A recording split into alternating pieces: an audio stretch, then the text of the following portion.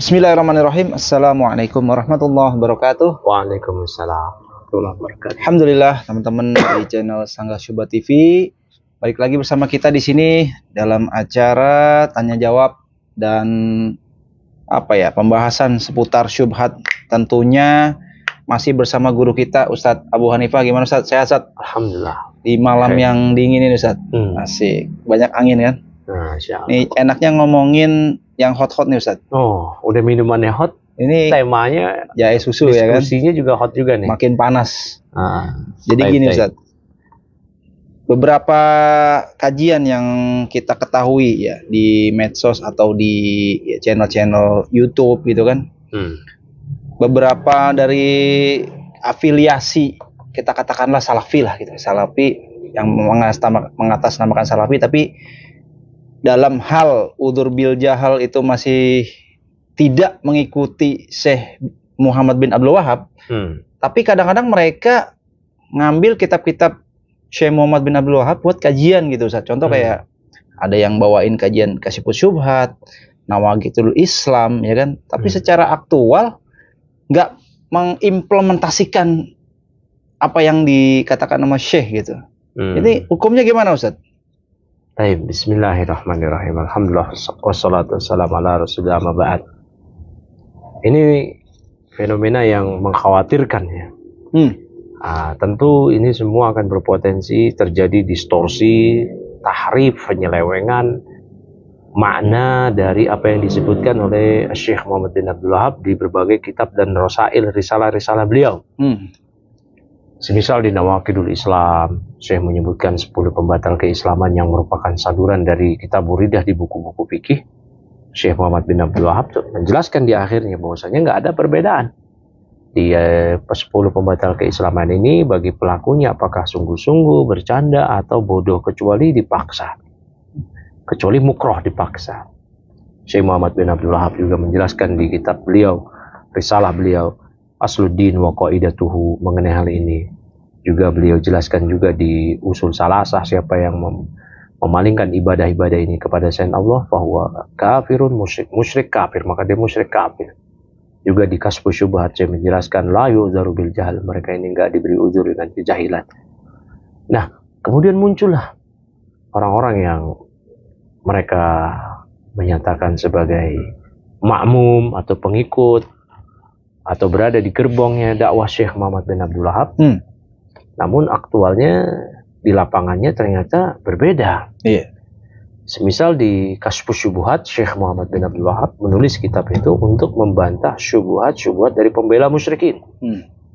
Yaitu yang dikhususkan kepada Ibnu Fairuz Al-Hanbali yang ada di negeri Ahsa.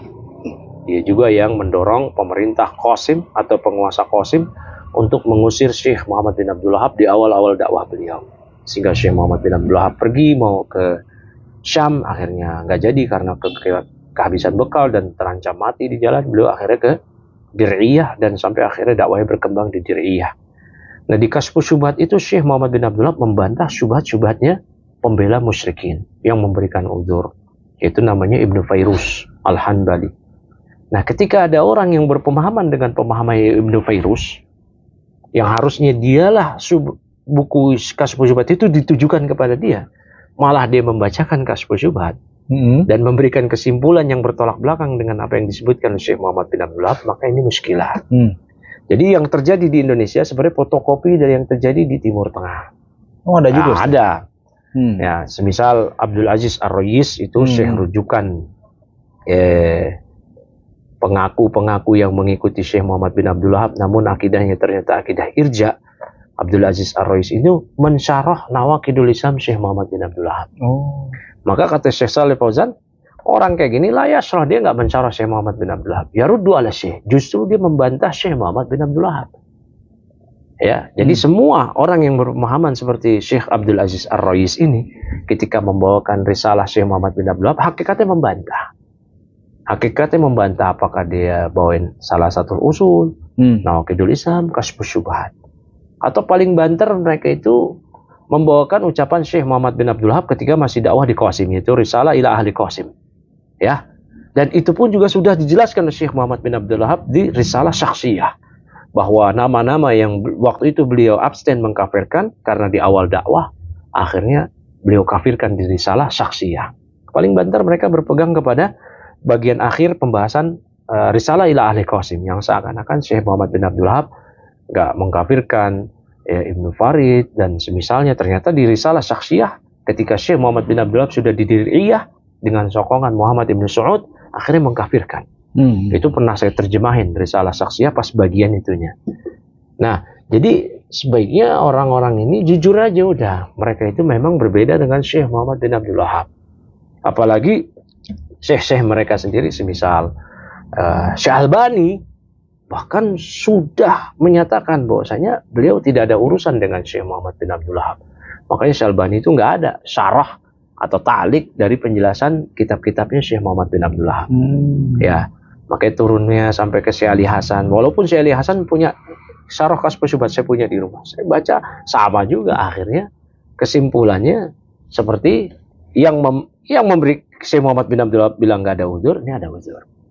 Kan uzur tetap ada, tapi muqayyad gitu. Siapa yang diberi uzur, siapa yang nggak bisa diberi uzur, begitu. Bukannya mutlak. Nah, ini indah ahli sunnah, uzur itu muqayyad, uzur bil jahl maksudnya. Nah, seperti apa yang diberi uzur dengan ketidaktahuan. Nah, ini kan dibahas di Nawaqidul Islam di akhir-akhir. Nah, makanya ketika terjadi orang-orang yang tidak mengikuti Syekh Muhammad bin Abdul Wahab, mengkaji buku Syekh Muhammad bin Abdul Wahab, yang terjadi adalah tahrif, ya, penyelewengan makna. Makanya sangat dianjurkan membaca kitab-kitab Syekh Muhammad bin Abdul Wahab. Ini dianjurkan oleh Syekh Shalih Al-Utsaimin. Kita mesti mengikuti pemahaman ulama-ulama yang mengikuti Syekh Muhammad bin Abdul Wahab.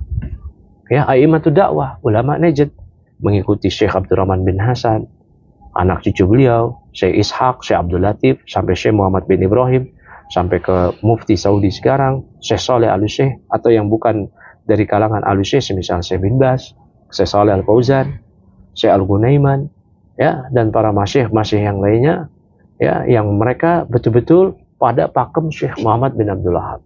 Dan pakem Syekh Muhammad bin Abdul Wahab adalah pakem ulama ahli sunnah yang ada di kitab-kitab fikih, di kitab Riddah. Ya, di mana di kitab Riddah itu dijelaskan iman qaulun wa amalun wa i'tiqadun. Iman adalah ucapan, amalan, dan perbuatan, dan iman juga bisa batal dengan amalan, ucapan, amalan, ucapan, keyakinan yang itu merupakan pembatal keislaman.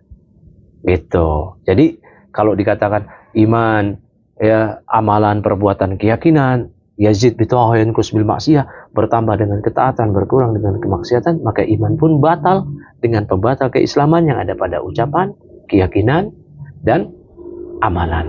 Begitu Bang Haidar. Jadi lebih baik tidak usah ya mengkaji. Kalau akan terjadi tahrif, basicnya dia nggak setuju dengan pakemnya Syekh. Nah, lebih baik nggak usah dikaji gitu. Nggak usah dikaji, ya? Biar jelas warnanya, biar jelas posisi kakinya di mana. Ya, mendingan seperti Syekh Albani, dah terang-terangan berbeda kaki dengan apa yang dibawakan oleh Syekh Muhammad bin Abdul Wahab. Syekh Muhammad bin Abdul Wahab langkahnya ke sini, Syekh Albani jelas ke situ. Nah, itu udah jelas. Seperti itu. Syekh Albani kan pernah membantah Syekh bin Baz ketika Syekh bin Baz mengkafirkan, ya, berbagai orang-orang yang terjatuh ke dalam pembatal keislaman. Itu seperti itu harusnya. Jujur ya. Harusnya seperti itu. Berarti jelas ini warnanya. Jadi bukan hanya nggak mau dikatain Wahabi juga nih Ustaz. Karena kan pendaku Salafi juga kan anti ya terhadap ketika dia dikatain Wahabi, dia akan ngeles. Jadi bukan hanya Abdul Wahab Ibnu Rustum gitu. Ngelesnya begitu kan? Ahmad Zaini Dahlan ketika menyebut Wahabi itu udah tahu Muhammad bin Abdul Wahab, bukan maksudnya. Bukan Ibnu Rustum yang ada di Afrika sana, yang Khawarij itu, bukan. Udah tahu langsung. Jadi orang a'immatud dakwah di zaman beliau, ya, di zaman Ahmad Zaini Dahlan ini, ya udah jelas. Nggak diarahin Wahabi maksudnya. Ya? Itu seperti Muhammad bin Abdul Wahab. Nah, itu begitu Bang. Nah, Ustaz. Terima kasih Ustaz. Jazakallah khair. Berapa menit?